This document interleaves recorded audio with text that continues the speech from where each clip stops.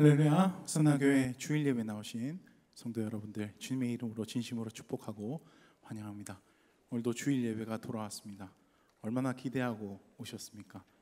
우리에게 숨을 쉬는 것이 아주 익숙한 것처럼, 그래서 그것을 잊어버리는 것처럼 우리의 구원에 대한 감격도 그렇게 쉽게 잊어버릴 때가 많습니다. 오늘 우리가 주님 앞에 나올 때, 그리고 우리가 찬양할 때 이렇게 고백할 것입니다. 주님은 나를 구원하신 분입니다. 내 삶을 책임지시겠다고 말씀하신 분입니다. 그분께 내가 드릴 감사와 영광을 합당하게 드리겠습니다.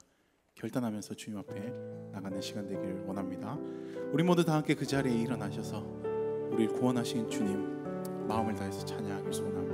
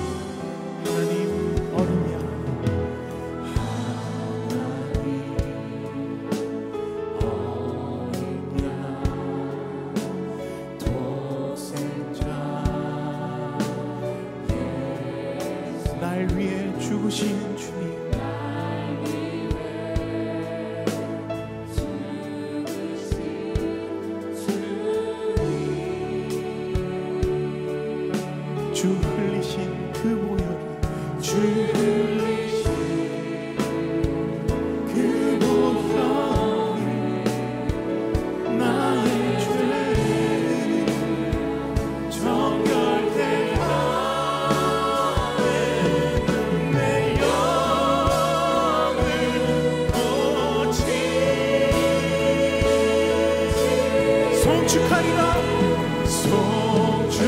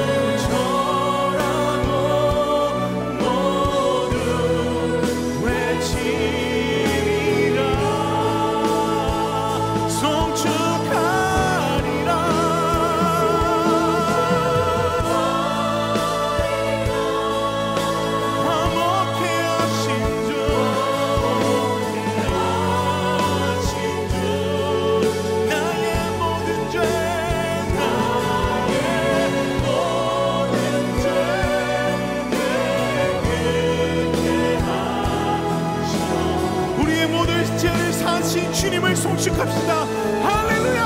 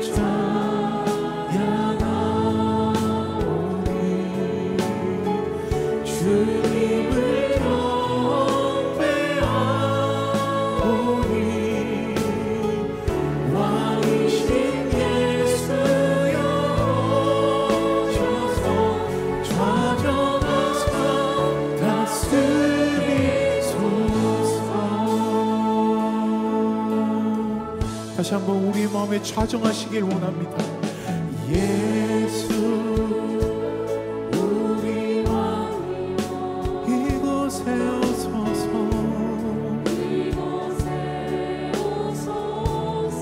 보좌로 주여 임하사. 주여 임하사. 찬양을 받아 주소서. 주님을 찬양해.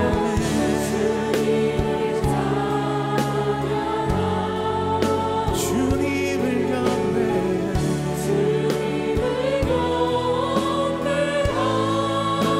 왕이신 예수여.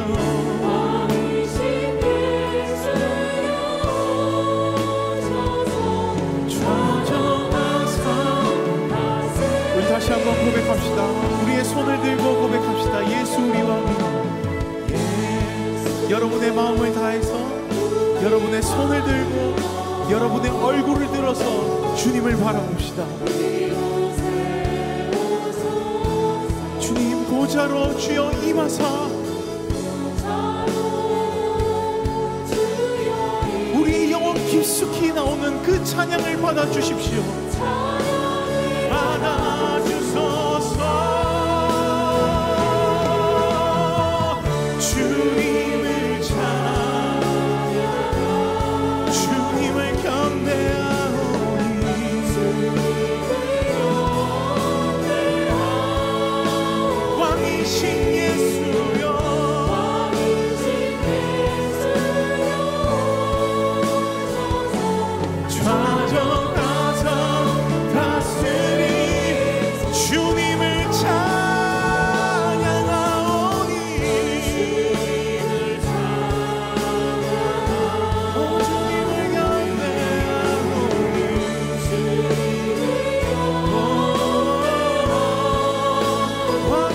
예수여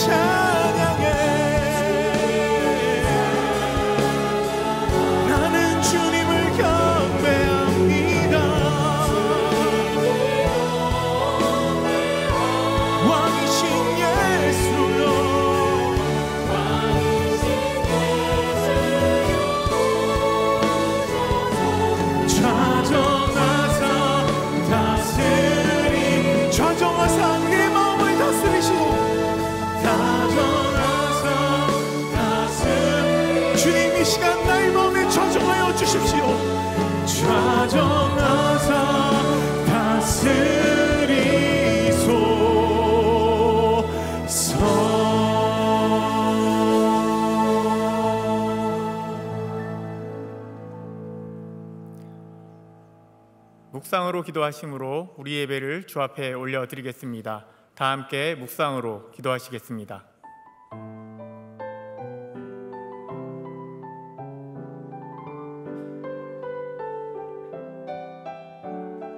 복 있는 모든 자들아 다 함께 노래하세.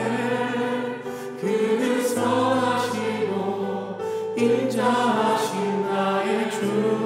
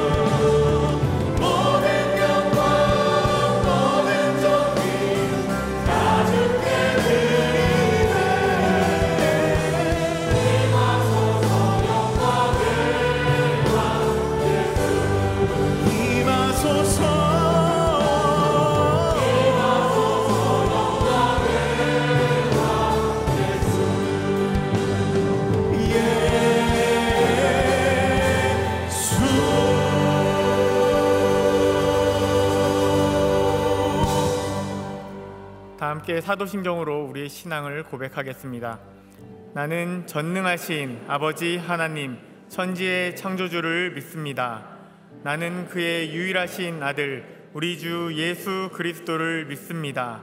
그는 성령으로 잉태되어 동정녀 마리아에게서 나시고 본디오 빌라도에게 고난을 받아 십자가에 못 박혀 죽으시고 장사된 지 사흘 만에 죽은 자 가운데서 다시 살아나셨으며 하늘에 오르시어 전능하신 아버지 하나님 우편에 앉아 계시다가 거기로부터 살아있는 자와 죽은 자를 심판하러 오십니다.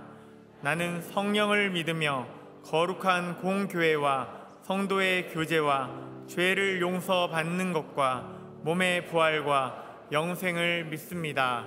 아멘.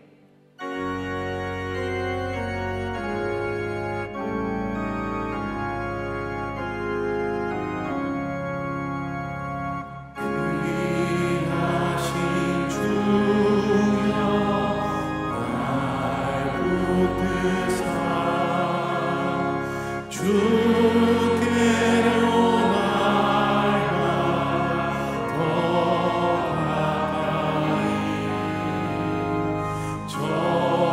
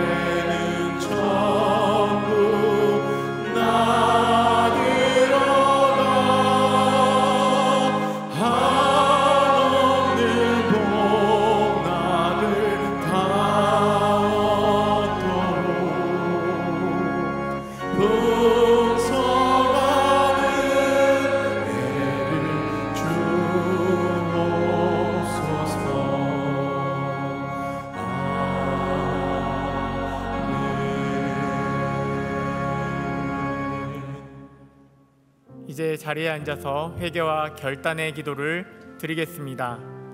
지난 한 주간 주님의 뜻대로 살지 못했던 우리의 삶을 회개하며 하나님의 자녀다운 삶을 살기로 결단하는 기도를 주 앞에 올려드리겠습니다. 함께 기도하겠습니다.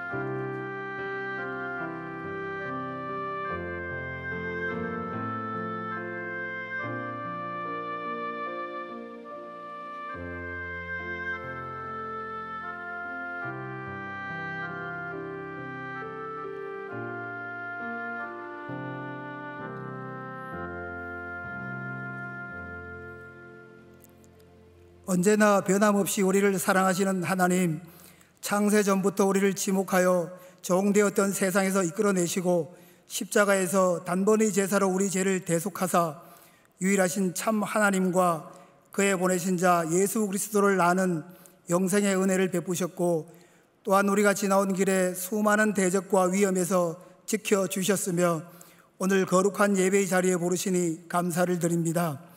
이 시간 우리의 마음을 다하여 어제나 오늘이나 변함이 없으신 하나님을 예배하오니 홀로 높임을 받으시옵소서.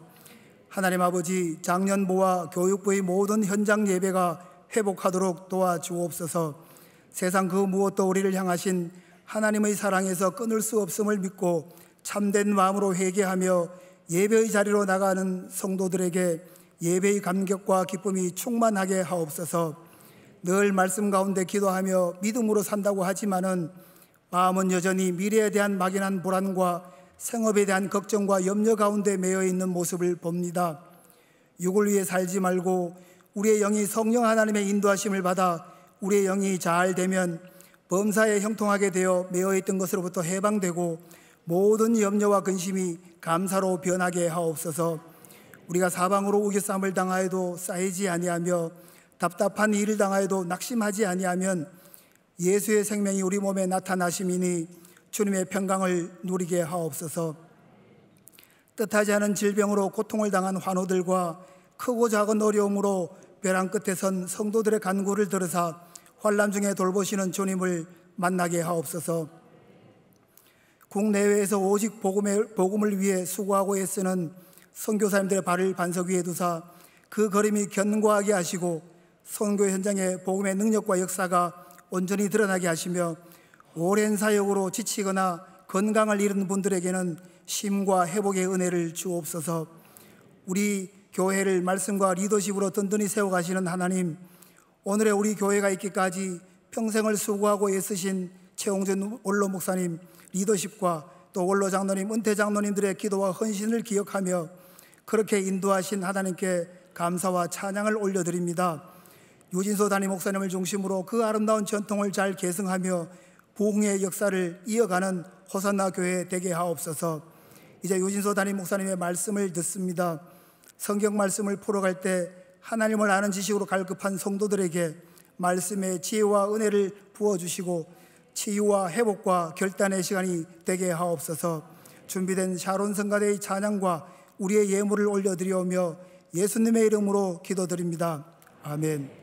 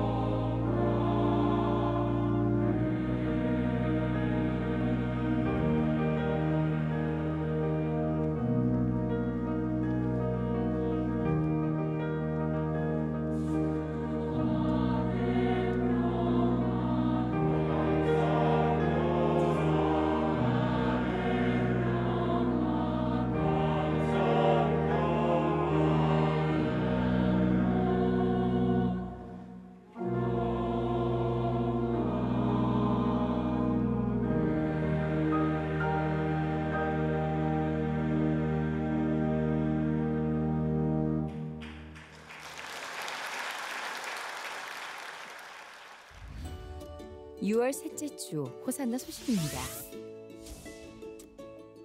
오늘 호산나 교회 주일 예배에 나오신 성도님들을 주님의 이름으로 환영합니다. 등록을 원하시는 분은 예배 후 명지는 2층 새가족실에서 하다는 교역자에게 안내를 받으시고 마스크는 항상 착용해 주시기 바랍니다. 6월 북향민 예배가 오늘 오후 2시에 명지 2층 새가족실에서 있습니다. 6월 마마클럽 기도회가 6월 23일 목요일 오전 10시에 부전교회에서 있습니다. 세례식이 다음 주일 2부에서 4부 예배 중 명지 2층 본당에서 있습니다. 성도님들의 많은 축복과 격려 바랍니다.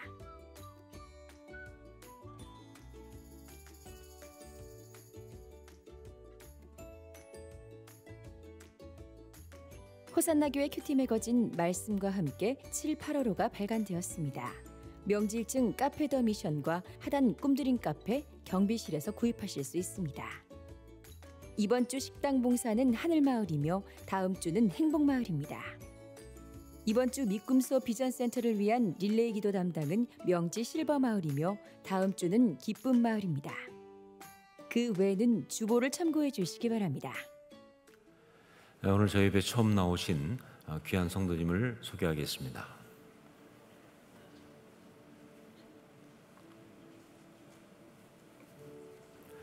기도하겠습니다. 사랑하는 주님, 조수연, 박수란 가정 가운데 귀한 아들 아인 허락하시고 이렇게 예배 가운데 나와서 축복하며 또 기도하게 하심을 감사합니다.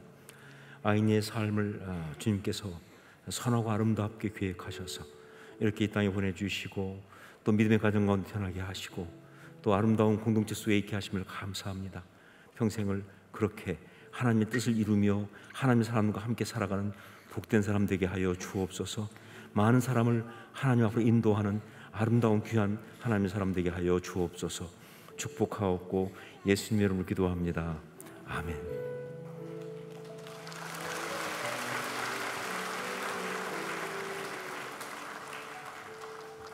우리 금달란트를 드리겠습니다.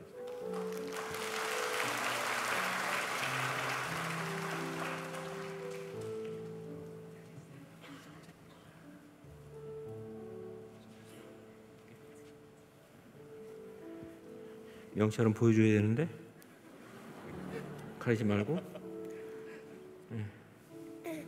오케이. 기도하겠습니다.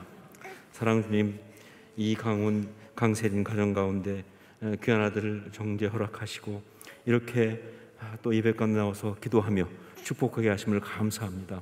주님, 정죄의 삶의 주인 되어 주시사 이 아들이 가는 모든 곳마다 하나님이 친히 함께 하시고 또 이 아들에게 능력 주셔서 인도하신 가운데 귀한 역사를 감당하게 하옵소서. 우리 정죄를 통해서 하나님의 이야기가 아름답게 이루어지기 원하고 하나님 영광이 나타나기 원합니다. 귀한 아들 축복하옵고 감사하면서 예수님 이름으로 기도합니다. 아멘.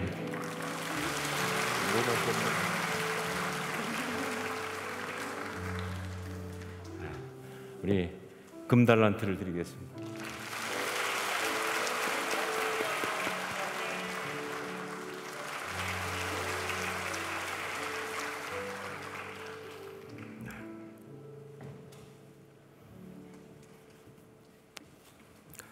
이 시간 저희가 또 기억하고 위로할 분들이 있습니다. 모친이신 고 강소수 성도님 장례를 마치고 아들 박석수 안수 집사님, 며느리 김숙순 집사님 오셨습니다. 잠깐만 자리에 나시면. 부친이신 고 유혜수 성도님 장례를 마치고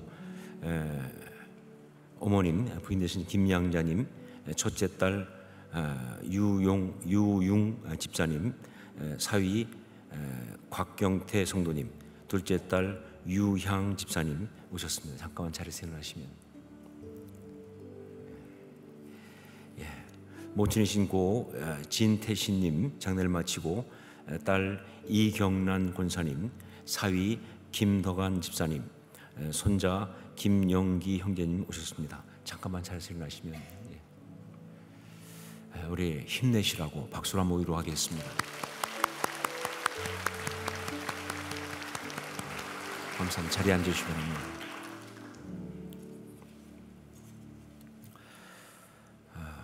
교회에서 지금 몇 가지 말씀드립니다. 먼저 차량관리위원회 안내사항입니다.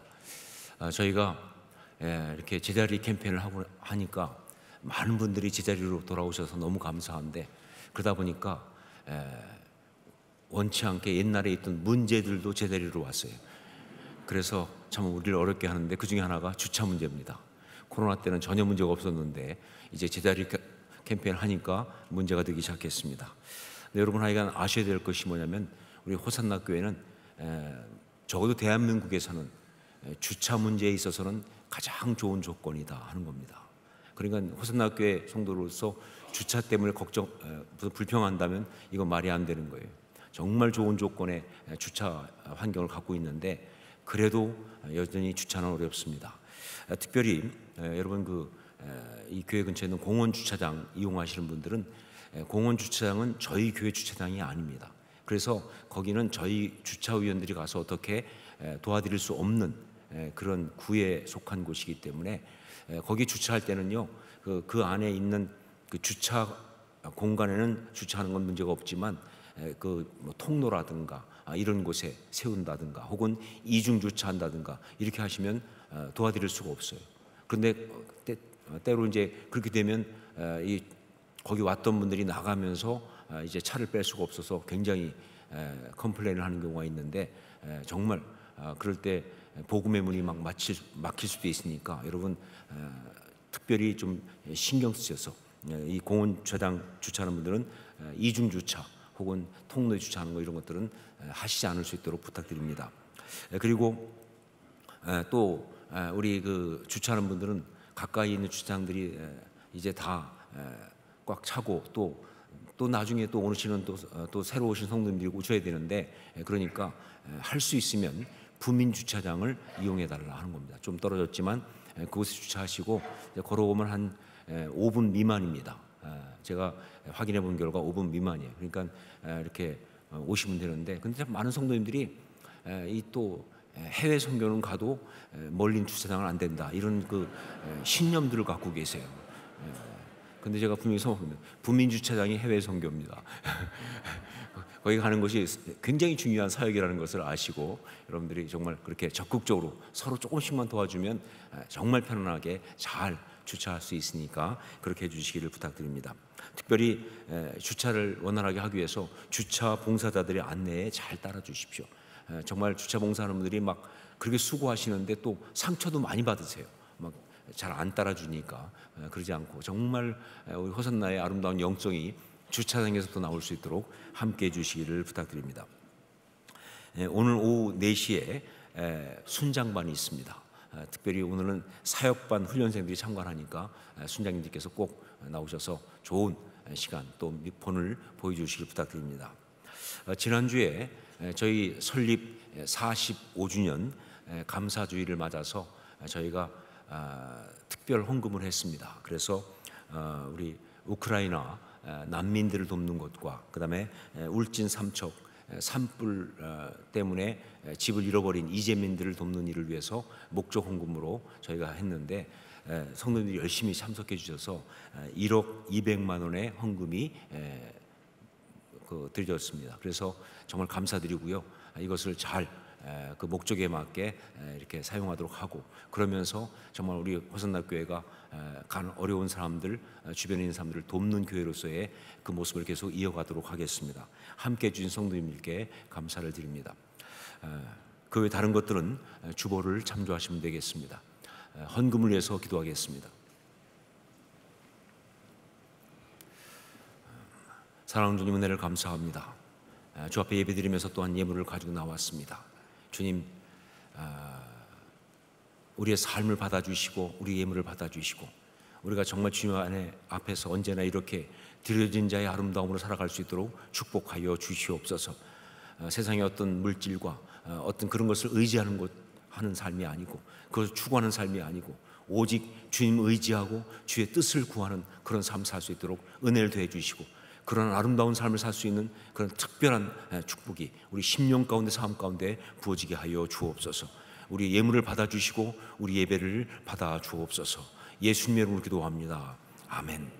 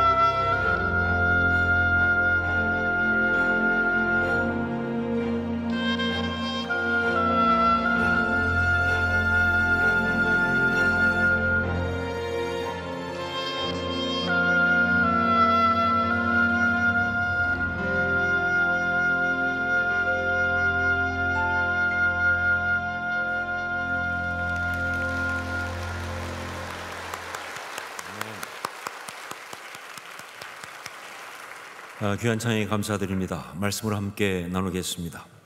창세기 7장 1절부터 24절까지 말씀입니다. 창세기 7장 1절로 24절까지 말씀 가운데서 1절부터 5절까지를 한 절씩 교독하겠습니다. 제가 먼저 1절 말씀 봉독합니다. 여호와께서 노아에게 이르시되 너와 내 온 집은 방주로 들어가라. 이 세대에서 내가 내 앞에서 의로움을 내가 보았음이니라.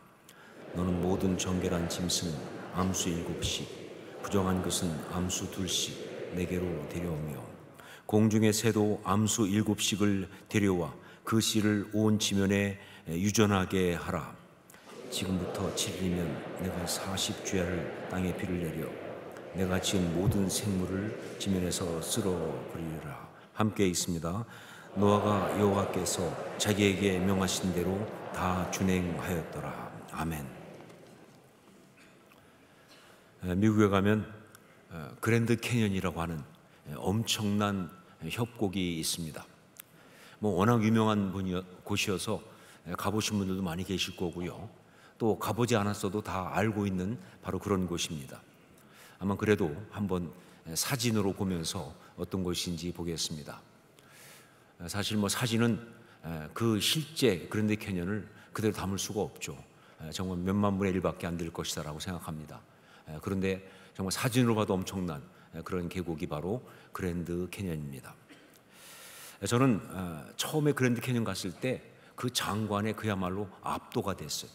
그래서 딱 보는 순간 와라고 외치고 저도 모르게 그 다음에 이어서 사진 찍자라고 외쳤습니다. 자, 그런데 그것뿐이에요. 사실 그렇게 재미있지 않았어요. 정말 엄청난 장관이긴 하지만 와라고 소리 지르고 그 다음에 사진 찍자 하고 나서 사진 찍고 나니까 그 다음에 할 게 없더라고요. 뭐 더 이상 할 게 없어요. 그랜드 캐년을 보면 여러 그 소위 뷰 포인트라는 게 있습니다. 그러니까 전망대 같은.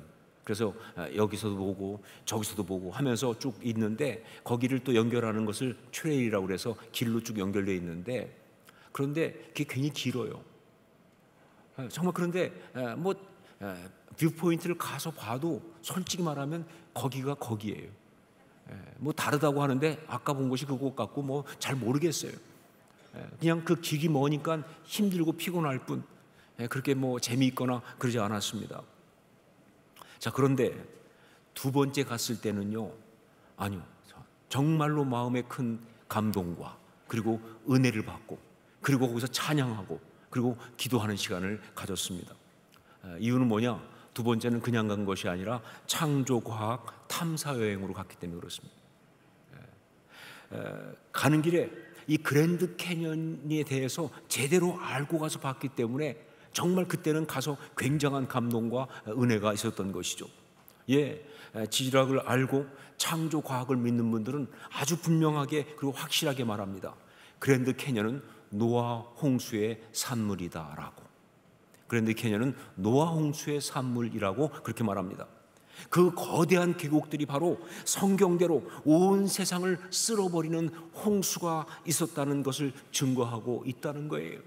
그러니까 이 그랜드 캐년을 통해서 캐년이 말하는 게 뭐냐? 하나님 말씀은 지어낸 어떤 그런 전설이라든가 사람이 만든 이야기가 아니라는 거예요. 분명한 사실이라는 거예요. 있었던 분명한 사실이라는 거예요. 그리고 더 중요한 건 뭐냐? 바로 그런 역사를 행하신 하나님이 지금도 살아계시고 지금도 역사하고 계시다는 것을 그 엄청난 장관이 아주 감동적으로 이야기를 하고 있는 것입니다. 많은 과학자들은요, 그랜드 캐년이 어떻게 만들어졌느냐 하면서 얘기할 때 이렇게 말합니다. 콜로라도 강이 어마어마하게 두꺼운 그 퇴적층 사이를 흐르면서 그러면서 그 강물이 오랜 세월 동안 흐르는 가운데 그 퇴적층을 침식하고 그러면서 깎여서 만들어진 것이 바로 그랜드 캐년이다 이렇게 말합니다. 저도 그렇게 알고 있었어요. 자, 그런데 지질학을 제대로 아는 사람들은 말합니다. 강물이 오랫동안 그렇게 흘러서 침식할 경우 그런 계곡은 만들어지지 않는다는 거예요. 오랫동안 강물이 흘러 침식하면 그런 식의 계곡이 만들어지지 않는다는 거예요. 그리고 더 우선 설명이 안 되는 게 뭐냐? 그 엄청난 퇴적층이 어떻게 해서 만들어졌느냐? 이게 말이 안 되는 거예요. 아니, 그 어마어마한 퇴적층이 어떻게 해서 만들어졌는지. 더군다나 그랜드 캐년의 퇴적층을 보면요, 일반적으로 이렇게 퇴적되는 그런 퇴적층이 아니에요. 무슨 얘기냐면요, 보통 퇴적되는 건 두꺼운 굵은 돌들이 밑에 있고 그 다음에 그 위에 뭐 좀 작은 것들이 있고 맨 위에는 더 작은 것들이 이렇게 퇴적층이 이루어지는데 그랜드 캐년은 이게 막 뒤섞여 있어요. 어떻게 설명할 것이냐? 그러므로 한 가지밖에 답이 없습니다. 온 지구를 덮는 엄청난 홍수가 있었다 하는 것이죠. 온 지구를 덮는 엄청난 홍수가 있어서 그것 때문에 굉장히 많은 이 토사들이 이 홍수 속에서 막 휩쓸려 이쪽으로 확 갔다가 물결이 가니까 또 저쪽으로 확 갔다. 그때마다 퇴적층이 하나 생기고 또 생기고 또 생기고 하면서 어마어마한 퇴적층이 생긴 거예요. 그리고 마지막에 물이 확 빠질 때 휩쓸려 가면서 골짜기가 파이고, 그러면서 그렇게 엄청난 계곡이 만들어진 것이다 하는 거죠. 예, 그렇습니다. 노아 홍수는요, 이 지구상에 분명히 있었습니다. 그래서 사실 성경 말고도 그 여러 고대 이야기들 가운데 홍수 이야기가 언급되는 게 굉장히 많아요. 그리고 많은 그 민족들, 유족들 가보면요, 어떤 그런 뭐 그림이라든가 혹은 뭐 옛날부터 전해내려오는 어떤 노래 이런데 홍수를 언급하는 게 굉장히 많습니다. 자, 그런데 지구상에 있는 그 많은 홍수 이야기들, 뭐 예를 들면 그 중에 제일 유명한 게 수메르의 길가메시 에픽, 길가메시 서사시라는 거죠. 진짜 그 길가메시 서사시를 보면요, 성경에 나오는 홍수 이야기하고 거의 비슷하게 이야기를 합니다. 자, 그런데 그 많은 어떤 그런 홍수에 대한 다른 이야기와 달리 성경은요, 홍수가 어떤 의미인지, 그리고 어떻게 해서 그 홍수가 있었던 것인지, 그 이유에 대해서 정말 유일하게 그리고 정확하게 이야기를 해주고 있습니다. 다른 것들은 그냥 홍수가 있었다라는 것만 이야기하는데, 그런데 성경은 정확하게 그 홍수의 의미, 그 이유가 뭔지를 아주 분명하게 이야기를 해주고 있는 거예요.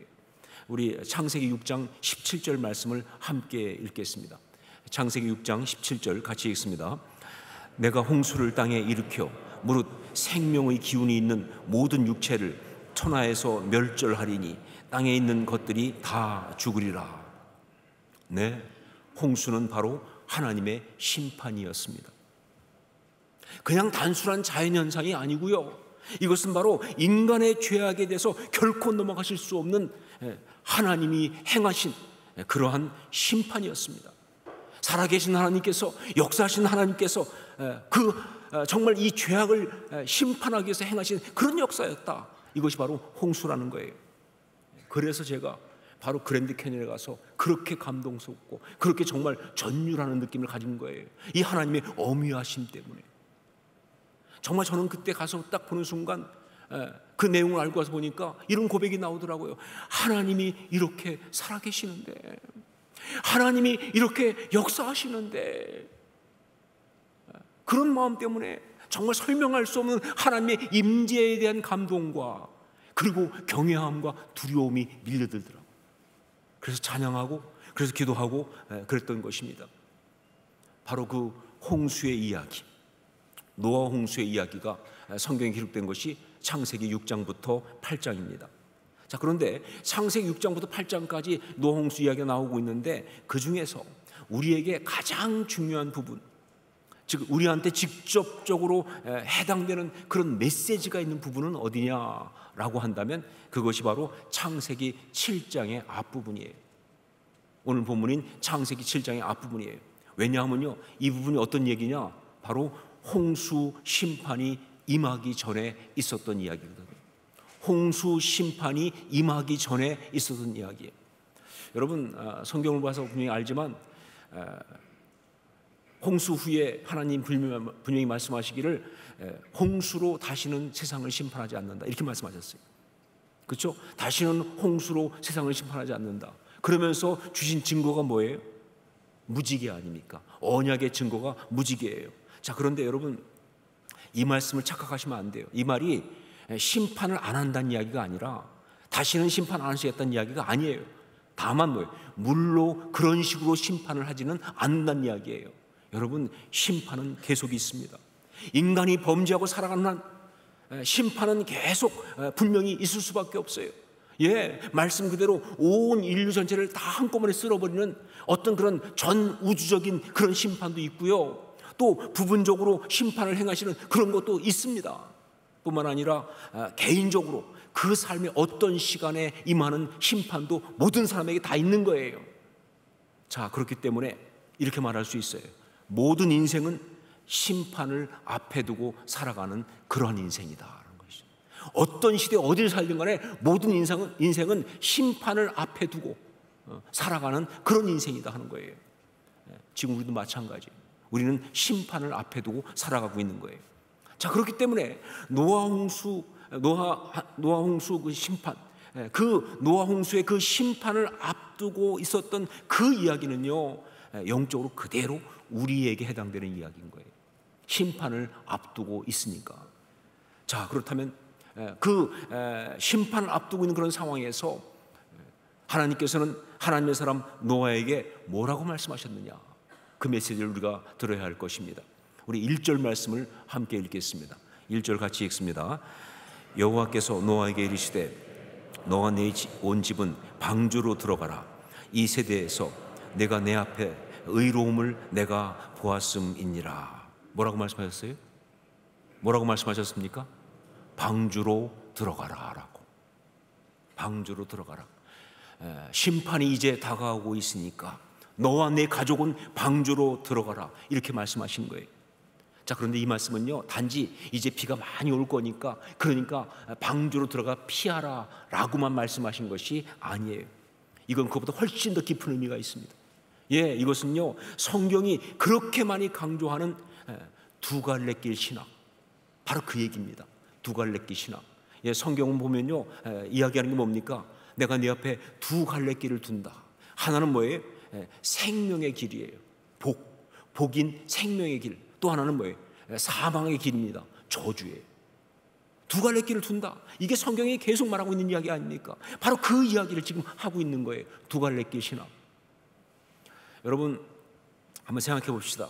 노아가 그 당시 방주를 지어놓고 자기 가족들만 몰래 들어가도록 그렇게 했을까요? 아니면 사람들한테 다 알려줬을까요? 어떻게 생각하세요? 그냥 자기 가족들만 몰래, 그래서 막 이야기도 크게 안 하고 막 숫자로 막 이러면서 말이죠, 이렇게 했을까요? 아니면 사람들한테 방주로 들어오라고, 홍수가 올 거라고, 아니면 다 죽는다고 그렇게 말을 했을까요? 어떻게 했을 것 같습니까? 예, 창세기만 봐서는 알 수가 없어요. 이 창세기 오늘 말씀 봐서는 정확히 알 수가 없는데, 그런데 베드로전서 3장 20절 보니까 그들은 전에 노아의 날 방주를 준비할 동안 하나님이 오래 참고 기다리실 때에 복종하지 아니하던 자들이라.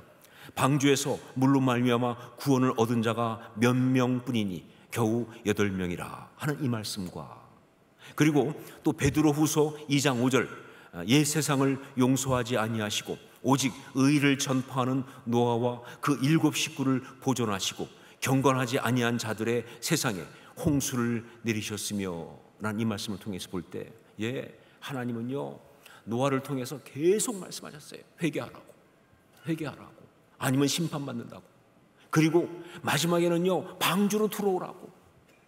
정말 여러 번, 정말 간절하게, 정말 마지막까지 그렇게 말씀하셨을 거예요. 그런데 그들이 거절하는 거죠. 여러분, 그렇다고 한다면 이 방주로 들어가라, 이것은요 하나님께서 말씀하시는, 많은 예언자들을 통해서, 많은 하나님의 사람을 통해서 말씀하신 바로 그 메시지예요. 구원의 길, 생명의 길로 들어와라. 나는 그 메시지죠. 우리가 믿음의 사람이라고 한다면 반드시 순종해야 될 바로 그 메시지예요. 방주로 들어가라. 그렇습니다. 심판을 앞두고 있는 이 세상을 살아가는 인생에는요 두 종류의 인생이 있어요. 심판을 앞두고 있는 이 세상을 살아가고 있는 인생에는요 두 종류가 있습니다. 하나는 뭐냐? 심판을 부정하는 거. 심판을 부정하고 무시하고 그냥 살던 대로, 내가 원하는 대로 그냥 살아가는 인생이에요. 그러니까 뭐 당장 심판 없으니까, 뭐 지금 당장 비가 안 오는데, 그리고 뭐 그런 일이 있겠어? 내 생각에 전혀 있을 수가 없어. 내 판단을 볼 때 말이 안 돼. 내 느낌으로는 전혀 그런 느낌이 안 들어. 그러니까 그냥 내가 살던 대로 살겠다라고 살다가 아무 대비하지 않고, 아무 준비하지 않고 그냥 살다가 망해버리는 그런 인생이 하나 있고요. 또 하나는 뭐냐? 심판이 있다는 하나님의 말씀을 믿고 받아들이면서 영적인 눈을 열어서 이 세상과 인생의 결론을 정확히 보면서, 놀랍게도 하나님 말씀을 믿고 받아들이면요 인생이 보여요. 세상이 보여요. 그 결론이 보입니다. 어떻게 끝나는지 이걸 보면서, 그러면서 그 심판을 대비하는, 즉 심판 가운데 구원받을 수 있도록 준비하신 우리 하나님의 구원의 길을 믿음으로 순종하고 받아들이는 그런 인생이 있다는 거예요. 방주로 들어가라. 이것은요 바로 두 번째 인생을 살라, 그런 이야기죠. 두 번째 인생을 살라. 심판을 대비하고 그 가운데 구원의 길을 준비하신 우리 하나님의 구원의 은혜 가운데 들어가서 정말 참된 생명의 길을 살아가라, 그 얘기라고요. 그런 메시지예요. 자, 그렇다면 이 방주로 들어가라, 이것은 구체적으로 한다면 어떤 인생을 말하는가? 방주로 들어가라, 여기 순종하는 어떤 그런 것은 구체적으로 어떤 인생을 말하는가? 이게 중요해요. 왜냐하면 우리가 살아야 할 인생이거든요. 아니, 지금 우리가 살고 있는 인생이에요. 정확히 말하면 우리가 지금 살고 있는 인생입니다. 어떤 인생인가? 첫 번째, 하나님의 말씀에 순종하는 그런 인생입니다. 하나님 말씀에 순종하는 그런 인생. 이 인생은요, 무엇보다 방주로 들어가라는 하나님 말씀에 순종하는 삶을 이야기하고 있어요. 뭐 다른 거 얘기할 거 없어요. 정말 너무 단순한 이야기지만 너무 분명하죠. 하나님 말씀에 순종하는 그런 인생이에요. 자기 생각대로 사는 것이 아닙니다. 자기 판단과 느낌대로 사는 것이 아니에요. 살아계신 하나님의 말씀에 순종하는 그런 거예요. 자, 그런데 여기 보는 것처럼 그게 쉽지 않아요. 하나님 말씀에 순종한다는 것이 쉽지 않아요. 왜냐하면요, 하나님 말씀에 순종하려면 가장 먼저 어떤 일을 해야 되느냐? 내 생각을 내려놔야 되거든요. 내 판단을 내려놔야 돼요. 그런데 이게 정말 쉬운 게 아니에요. 물론 어떤 경우 보면 하나님의 생각과 내 생각이 딱 맞을 때가 있어요. 하나님의 말씀과 내 어떤 생각이 맞을 때가 있어요. 하나님의 마음과 내 마음이 맞을 때가 있어요. 그러면요, 정말 좋아요. 갈등할 필요가 없잖아요. 그렇죠? 내 마음이 원하는 대로 하는 것이 하나님의 뜻을 행하는 거니까 얼마나 좋습니까? 그런데 안타깝게도 그런 경우가 거의 없다, 그런 얘기예요. 사람들 가운데 거의 그럴 수가 없어요. 물론 영적으로 정말 성숙하고 정말 영적 경지에 올라가면요, 그렇게 된다고 그래요. 정말 자기 생각이 하나님 생각이고 자기 마음이 하나님 마음이고 자기가 원하는 것이 하나님께서 원하시는 것이고 그렇게 되는 경지에 올라간다고 그래요. 그런데 그런 경우 대부분 뭐예요? 머리 뒤에 형광등이 뜹니다. 거의 이 세상 사람이 아니죠. 그런 경우는 거의 없어요. 정말 오히려 정말 대부분 뭐냐? 내 생각과 하나님의 말씀은 일치하지 않아요. 특히 삶의 중요한 부분에서는요, 결정적인 부분에서는요, 거의 하나님의 말씀과 나의 생각은 맞질 않습니다. 이게 문제예요. 복화술이라고 하는 거 아시죠? 이렇게 인형 움직이면서 입 안 움직이고 말 소리 내서 하는 그 인형이 말하는 것처럼 하는 그 복화술. 그 복화술을 가지고 복음을 전하는 안재우 소장이라는 분이 있습니다. 저희 교회도 오셨었어요. 그때도 뭐 아이들이 너무 좋아했죠. 자, 그런데 그 안재우 소장이 이제 그 복화술을 가지고 복음을 전하는 내용을 제가 유튜브로 이렇게 본 적이 있는데, 거기 보니까 그 안재우 소장이 제일 많이 하는 게 뭐냐면 아줌마 인형 갖고 나오는 거예요. 그러니까 아줌마가 막 수다 떠는 것처럼 하면서 그러면서 이제 이 복음을 전하는 그런 걸 하는데, 거기에 보니까 아줌마 인형을 가지고 그 아줌마의 그 특유의 수다 톤으로 그러더라고요. 막 이제 인형이 말하는 것처럼 하면서 우리 남편은 나한테는 로또야, 이렇게. 그러면서 그 다음에 하는 말이, 왜냐하면 안 맞아. 안 맞아도 너무 안 맞아. 얼마나 웃기는지 말이죠. 정말 보면서 막 웃었어요. 사실은 잘 맞아야 되는 거 아닙니까? 부부면 맞아야 되는데 너무 안 맞는다는 거예요. 그런데 그 생각해 보니까 원래 잘 맞아야 되는데 너무 안 맞는 것 중에서 진짜는 뭐냐? 하나님의 말씀과 우리 생각이에요. 하나님 마음과 우리가 원래 잘 맞아야 되는데 안 맞는 거예요. 이게 문제예요. 로또도 그런 로또가 없어요. 여러분 보세요. 우리가 어떻게 만들어졌습니까? 하나님의 형상대로 만들어졌잖아요. 여러분, 우리가 어떻게 만들어졌습니까? 우리 코에 하나님께서 호흡을 불어넣으시면서 생기를 불어넣으시면서, 그래서 우리가 생명이 되어서 만들어진 거 아닙니까? 그러면 맞아야죠. 하나님의 마음이 우리 마음이었고 하나님의 생각이 우리 생각이어야 하고 하나님 말씀과 내 생각이 맞아야 되는 거 아니에요? 그런데 너무 안 맞는 거예요. 왜? 우리가 범죄했거든요. 우리가 범죄하고 우리가 타락하다 보니까 원래는 맞아야 되는 그 생각이, 원래는 맞아야 되는 그 모든 것들이 말이죠, 오히려 하나님을 대적하는 그런 것이 되고 말았어요. 그래서 너무 안 맞는 거예요.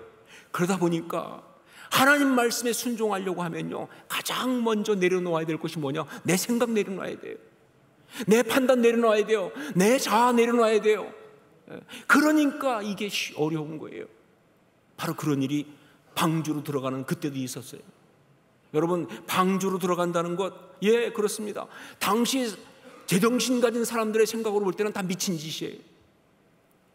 아니, 산 위에다가 엄청난 방주를 짓는다는 그 자체도 미친 짓이지만, 마지막으로 이제 방주로 돌아와라 이렇게 말할 때 정말 이건 말이 안 되는 거예요. 아니, 날이 이렇게 뽀송뽀송하고 좋은데 무슨 홍수가 있다고. 그렇잖아요. 우리가 볼 때는요, 날씨가 좋은데 무슨 홍수가 있다고 그래. 더군다나 뭐예요? 아니, 혹 있을지도 모르는 그것 때문에 지금 당장 중요한 걸 다 포기하고 거길 들어가? 아니, 아들, 딸 장가도 보내야 되고 말이죠. 성경대로 표현하는 겁니다. 아니, 사업 벌려는 것도 잘해야 되는데, 아니, 해야 될 준비한 거 다 씨 뿌린 거 다 농사 거둬야 되는데 다 놔두고 무슨 방주로 들어가냐 그 말이에요. 말이 안 되는 거예요. 내 생각 볼 때 이건 미친 짓이에요. 말도 안 되는 짓이에요. 그래서 어려운 거죠. 그래서 어려운 거예요. 예, 방주로 들어가라. 하나님 말씀에 순종하기 위해서는요, 먼저 자기 생각을 내려놔야 되는 거예요. 바로 그것이 방주로 들어가는 그 삶의 정말 중요한 포인트예요. 여러분, 우리 신앙생활은요, 예, 무엇보다 먼저 하나님 말씀에 순종함으로 시작됩니다. 그렇잖아요. 여러분, 여기 있는 모든 사람이 다 뭐예요? 예수 그리스도를 자신의 구주로 믿고 영접하면 구원을 얻는다고 하는 하나님의 그 말씀을 믿고 순종한 거 아니에요, 그렇죠? 다른 거 있었습니까? 다른 식으로 된 사람이 있습니까? 아니죠. 하나님 말씀, 예수를 믿고 고백하면 구원을 얻는다는 하나님 말씀을 믿고 순종함으로써 다 그리스도인이 된 거예요. 그게 신앙생활의 출발이에요. 그게 방주로 들어가는 삶의 출발이에요. 그렇다면 방주로 들어가는 그 삶을 계속 살아가는 내용은 뭐냐? 동일하죠. 바로 뭐예요? 계속 하나님 말씀에 순종하는 삶이에요. 노아의 가족들은 안 그랬겠어요? 방주 안에 들어가서 얼마나 갈등들이 많았겠습니까? 계속 여기 있어야 되느냐? 언제까지 있어야 되느냐? 나가면 안 될까? 여러분, 정말 그렇죠. 우리가 신앙생활하면서 끊임없이 계속 올라오는 게 내 생각 아닙니까? 내 판단 아니에요? 내 주장 아닙니까? 하나님 말씀을 거역하고 부정하는 그런 어떤 생각들이 계속 올라올 때마다 그것들을 십자가 앞에 다 내려놓고 십자가에 처리하면서, 그러면서 하나님 말씀에 순종하는 그런 삶을 살아가는 것, 그것이 바로 방주로 들어가라 라고 하는 그 신앙의 길, 그 생명의 길을 걸어가는 그 인생이다 하는 것이죠. 중요한 첫 번째 포인트. 두 번째 뭐냐?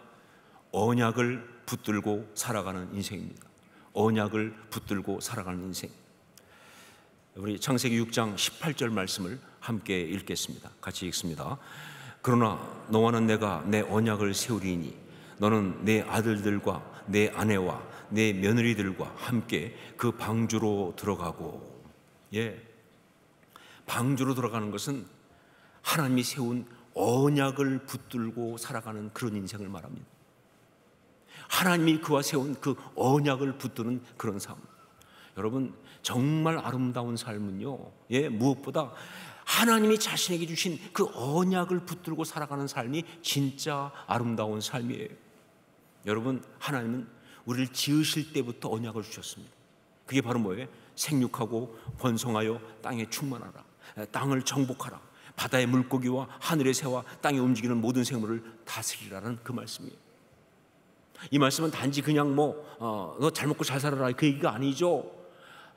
내가 살아가는 삶의 어떤 내용은 이렇게 내가 내게 준 축복 그대로 이 온 세상에 있는 모든 것들을 관리하고 지키고 다스리면서 그렇게 살아가라는 거예요. 내 창조를, 내 창조의 이 세계를 네가 관리하면서 지켜가면서 그렇게 살아가라는 거예요. 그게 바로 모든 사람에게 주신 하나님의 언약이에요. 그리고 여러분 성경 보면 알지만 아브라함 믿음의 조상 어떻게 시작되었습니까? 언약을 받음으로. 예, 언약을 받음으로 시작되잖아요. 다른 거 아니에요. 언약을 받음으로. 그 언약이 뭐예요? 너는 복이 될지라. 복의 근원되라고 하는 그 언약 받음으로 말이죠. 성경에 나오는 모든 믿음의 사람들 다 마찬가지예요. 다 언약을 받은 사람들이에요. 그게 그들이 믿음의 사람이라는 이야기입니다. 그리고 우리가 예수 그리스도를 주로 믿고 영접해서 구원받는 그런 그리스도인이 되었을 때 그게 무슨 얘기예요? 언약을 받은 겁니다. 하나님의 자녀가 되며 영생을 얻고 천국 백성이 되고 사망을 이기고 그리고 이 땅 가운데 살아가면서 하나님의 자녀로 하나님을 증거하며 그렇게 하나님의 뜻을 이루며 살아가는 그런 삶. 언약을 다시 받은 게 바로 우리가 받은 구원의 이야기 아니냐는 것이죠. 여러분 분명히 그러니까 방주로 들어간다는 것, 어떤 것보다 중요한 포인트가 뭐냐? 언약을 붙들고 살아가는 삶이다. 예, 방주로 들어가는 것은요 언약을 붙들고 살아가는 삶으로 들어간 거예요. 우리 7절부터 9절까지 말씀을 함께 읽겠습니다. 7절 9절 같이 읽습니다. 노아는 아들들과 아내와 며느리들과 함께 홍수를 피하여 방주에 들어갔고 정결한 짐승과 부정한 짐승과 새와 땅에 기는 모든 것은 하나님이 노아에게 명하신 대로 암수 둘씩 노아에게 나와 방주로 들어갔으며. 네, 이것은요 바로 창세기 1장 28절 인간을 지으면서 하나님께서 주셨던 바로 그 언약을 노아가 지금 붙들고 수행하고 있는 이야기예요. 네, 하나님께서 우리를 지으시면서 세상을 관리하도록 하나님의 창조 질서를 지키도록 그렇게 우리에게 언약을 주셨다고 한다면, 그렇게 살아가는 가운데 축복을 누리며 살도록 그렇게 언약을 주셨다고 한다면, 노아는 지금 그런데 그 인간이 세상을 관리해야 되는데 오히려 범죄함으로 세상이 지금 심판받게 됐어요. 모든 동물들이 다 죽게 생겼어요. 근데 그 가운데 그래도 믿음 있는 사람으로서 하나님의 구원을 받으면서 하나님의 창조 질서를 지켜내는, 하나님의 창조를 지켜내고 있는 거예요. 이게 그 노아에게 주신 언약이에요. 이것이 노아가 방주에 들어가면서 하고 있는 그 모습이에요. 단지 그냥 자기만 살려고 들어간 거 아닙니다.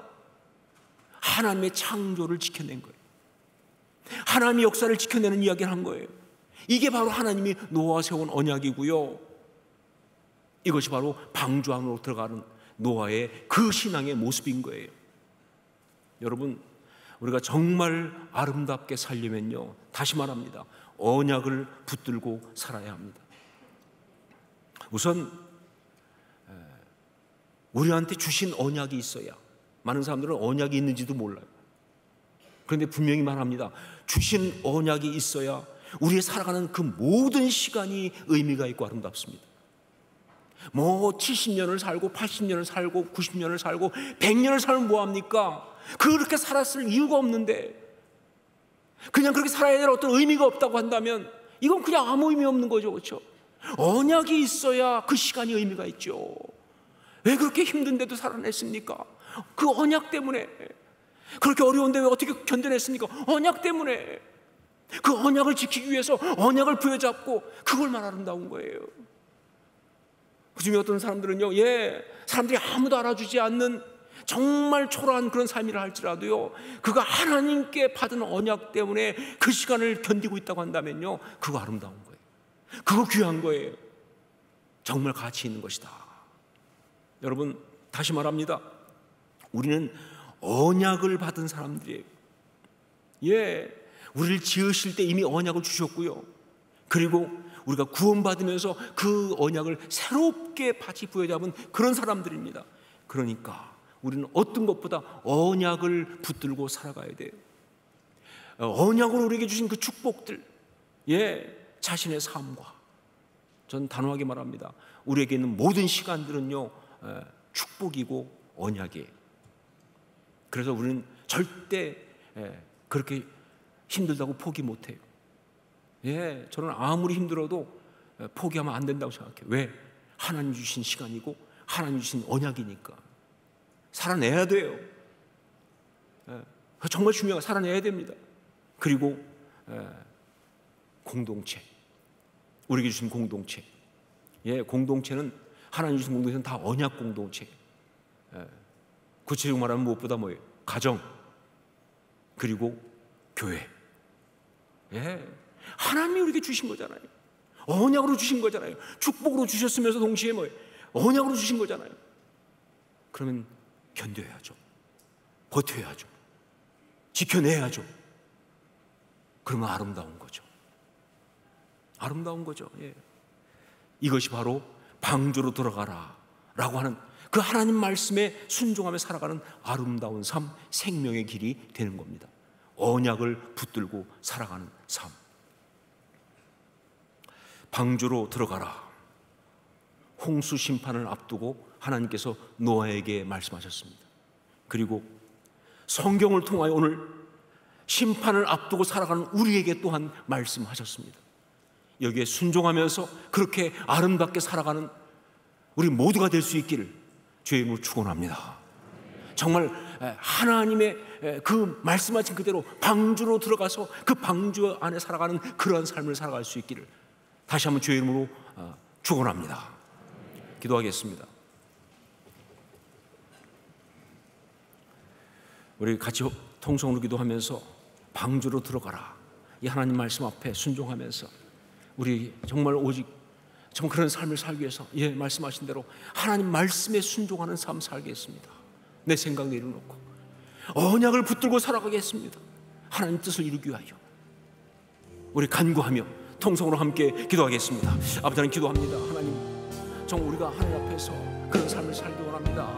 아버지 하나님 정말 주님 방주로 들어가라, 이 말씀이 바로 우리에게 정말 그 아름다운 삶을 살기 위해서 주신 하나님 명령인 것을 기억하면서 우리가 정말 다른 어떤 것보다 하나님 말씀에 순종하는 삶을 살게 하여 주옵소서. 하나님의 인도하심 따라서 살아가는 우리 삶 되게 도와주시고 말씀에 순종하는 삶을 살게 하옵소서. 그리고 또한 강구하옵나니 아버지 하나님 정말 우리가 하나님의 정말 그 언약을 붙들고 살아가는 우리가 되게 하여 주옵소서. 아무리 힘들어도 언약을 붙들고 살아가는 복된 우리가 되게 하여 주옵소서. 원합니다. 역사하옵소서. 사랑하는 주님, 방주로 들어가라, 이 말씀에 순종하면서 정말 우리 하나님 원하시는 그 방주로 들어가는 삶을 살기를 결단합니다. 그럴 수 있도록 정말 주님 우리에게 하나님 말씀에 순종하는 능력 허락하여 주시옵소서. 내 생각 내려놓고 하나님 말씀에 순종하게 하옵시고 그리고 하나님의 언약을 붙들고 살아가는 우리 인생 되게 하여 주시옵소서. 그렇게 아름답게 살 수 있도록 성령 역사 인도하여 주옵소서. 예수님의 이름으로 기도합니다. 아멘. 우리 자리에서 일어나서 함께 찬양을 드리겠습니다.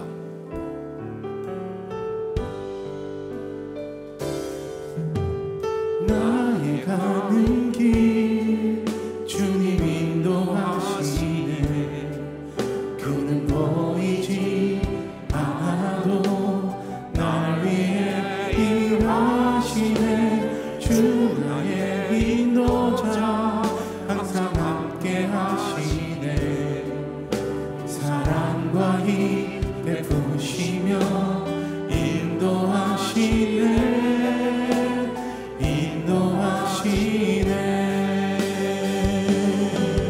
광야에 길을 만드시고 날 인도해. 사막에가 만드신 것 보라. 하늘과 땅 변해도 주의 말씀 영원히 내 삶 속에 새 일을 행하리. 나의 가는 길 주님 인도하시네. 그는 보이지 않아도 날 위해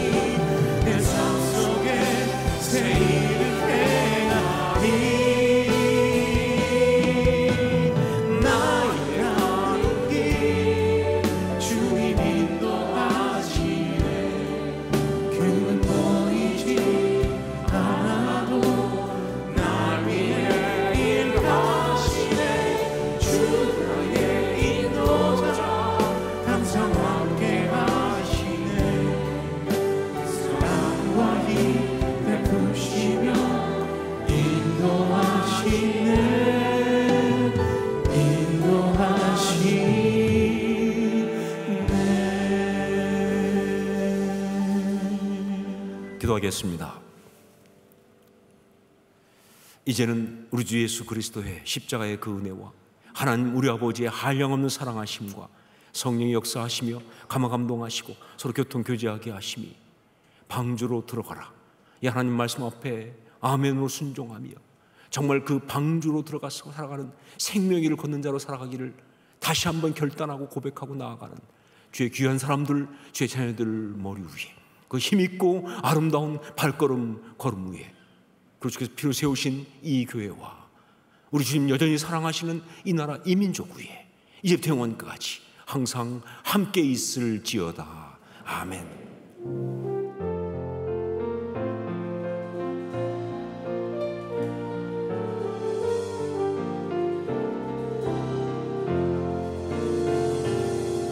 우리 예배 다시 하나님께 영광의 박수 올려드리겠습니다. 할렐루야.